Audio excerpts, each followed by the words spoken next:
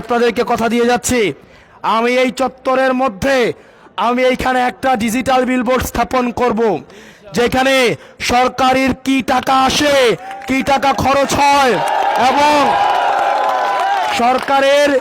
সরকারের কি টেন্ডার চলমান রয়েছে, এই টেন্ডারের কে কাজ পেয়েছে, কাজ কতদিনের মধ্যে করার কথা, কোথায় করার কথা, এই জিনিসটা প্রতিনিয়ত এই ডিজিটাল বোর্ডে চলবে।